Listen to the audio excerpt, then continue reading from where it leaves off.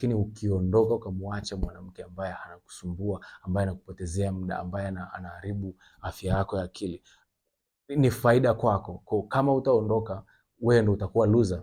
Maluza wengi wameendelea kung'ang'ana na wanawake ambao hawataki. Ni aje YouTube, karibu tena kwenye channel yetu pendwa. Sasa leo niko na kitu fulani very interesting. Nataka tu discuss au tuzungumzie ni nguvu gani kama mwanaume unayo kwenye kuachana na mwanamke ambaye anakusumbua.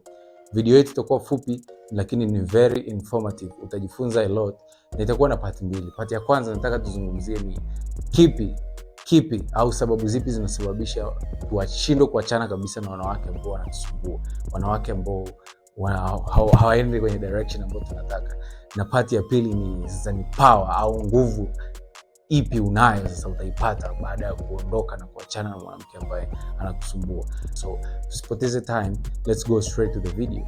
Okay, sasa kwenye part ya kwanza ambao kuna sababu za kwa nini tunashindwa kuachana na wanawake, tunazungumzia vipengele vitatu. Sasa kipengele cha kwanza ni investment trap au mtego wa uwekezaji. Wanatumiaga wanawake sana huo. Yaani yeye anakuwa hajatoa mzigo kwanza, hajakutunuku kwanza, lakini anataka wewe ndo uanze kuwekeza. Utawekeza kihisia, utawekeza kifedha, utawekeza nguvu zako, utawekeza hata na resource. Yani utampa a lot. Anataka umpe a lot ili iwe ngumu wewe kwako kuachana. Wanaume, logic yetu tumeumbiwa kwamba tunaamini kwamba lazima kuwe kuna a return on investment. Yani lazima kuwe kuna faida after tumewekeza. Ndio tukogo hivyo. Yani unaamini kwamba ukiweka efforts, ukimpa muda, ukimpa attention, ukimpa fedha, ukimpa kila ambacho anakitaka, basi mwisho wa siku atakuja akupe pusi. Lakini mabad boys tunajua kwamba inabidi kwanza yeye ndo akupe pusi, wewe ndo uje uwekeze baadaye. Kutokana na kwamba haujapata bado a return on investment, bado hujapata faida kutokana na uwekezaji wako uliofanya, hutamani kuachana na mwanamke mpaka upate. Unamwambia rafiki yako labda, mwanangu yule demu nimempa hela nyingi sana, yule demu nimemjitoa sana kwake, yani hii weekend ni lazima akija ghetto, ni lazima anipe hata kwa nguvu. Ni kwa sababu unaamini kwamba ukijitoa sana kwa mwanamke basi ni lazima upate. Hata na sababu ya pili ya kwa nini tunashindwa kuachana nao ni kwamba una kiburi alafu una hofu. Kiburi ni kile kiburi cha kiume kwamba hakuna mwanamke anaweza akanikwepa. Yani huamini kwenye kupoteza, huamini kwenye kulose, huamini kwamba unaweza ukalose. Actually wanaume ndo wale wabaya sasa ambao wanafikia stage mpaka wanabaka au wanakuwa violent kwa sababu wanaamini kwamba hapotezi. Na kwenye suala la hofu ni kwamba unaogopa kumpoteza. Na yeye unaogopa kwamba mwanangu yule demu alikuwa amenyooka kabisa, alikuwa ameshaelekea, sasa namuachaje? Unajiuliza huyu demu alikuwa ashaelekea na muachaje, au nikimwacha nitahangaika na nani? Probably unaogopa kupoteza kwa sababu hauna options, hauna mwanamke mwingine ambaye yuko kama backup, kwamba huyu ambaye ulikuwa unahangaika naye akizingua au huyu ambaye ulikuwa unahangaika naye akizingua, basi huyo mwingine ndio atakuwa backup yako. Unaona? Na mwisho kabisa au mtego wa mwisho kabisa ni kwamba uko addicted to the drama. Una enjoy zile drama ambazo mwanamke anakufanyia. Si ndio? Wanaume wengi pia wako kwenye haka kamtego au wamekuwa stuck. Anashindwa kuachana na mwanamke ni kwa sababu anaamini ipo siku ataacha kurukaruka afu atatulia. Ipo siku labda kama alikwambia na boyfriend wake, ipo siku boyfriend wake ataachana naye alafu atakupokea wewe. Au ipo siku ataacha kukwepa afu atakubali kuwa na wewe kwenye mahusiano. Nikiendelea kukaa, nikiendelea kuishi naye, nikiendelea kumchakisha, nikiendelea kumsumbua, nikiendelea kuongea nayo jioni, basi ipo siku. Sasa hiyo ipo siku ndo unaendelea kuwa addicted to more drama. Sababu wanawake wao hapotezi, yeye hapotezi. Akitaka mwanaume wa kulala naye wako, yani kutoka tu nje hapo karibia 20 wote wanataka. Understand?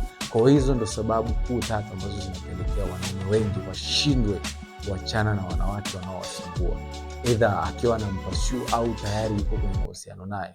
Okay, sasa kwenye part B ambayo kwangu mimi ni the most interesting part, ni part ambayo tuna focus kwenye nguvu gani unayo, si ndio?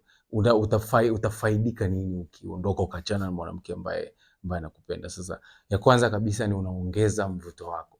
Wanawake wanakuaga hivi, wanakutega. Anakuwa anajifanya ana play games to the point kwamba anatamani kujua, je, niko peke yangu, si ndio?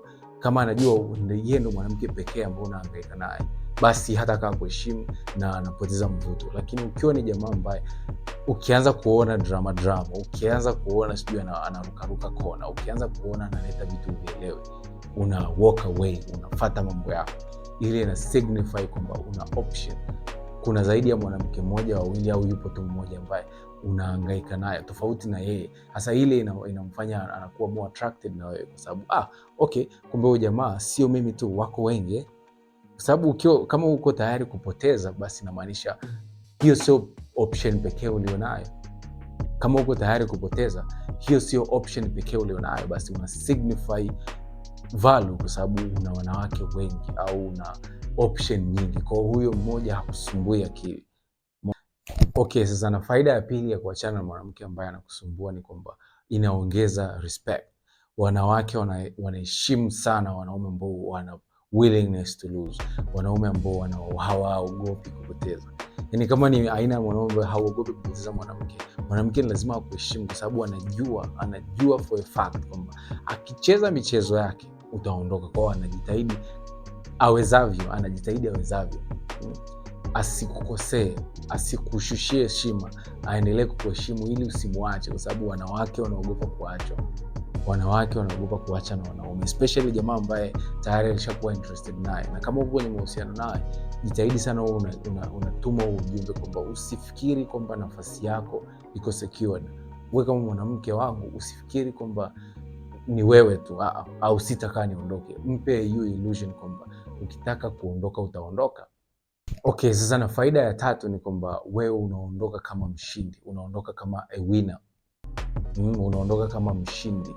Maana yake ni kwamba wanaume wengi waga wanashindwa kuondoka au waga wanashindwa. Sio, umenielewa?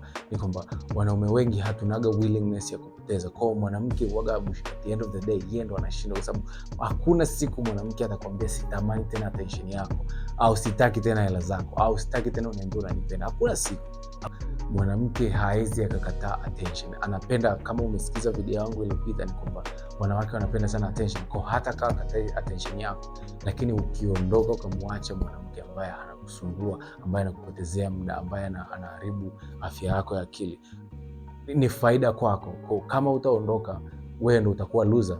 Maluza wengi wameendelea kung'ang'ana na wanawake ambao hawataki. Yaani umeng'ang'ana na lidemo alikutaki, yaani unang'ang'ana nalo.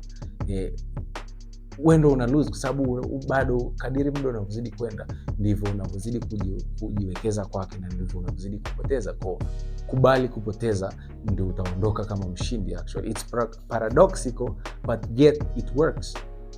Kumalizia tu niseme kwamba always kama mwanaume usiende kwa mwanamke na mindset ya kwamba naenda pale kubaki, naenda pale kuhangaika naye mpaka nimpate. Nenda pale kuna intention kwamba naenda kucheki kama huyu mwanamke ananipenda sana.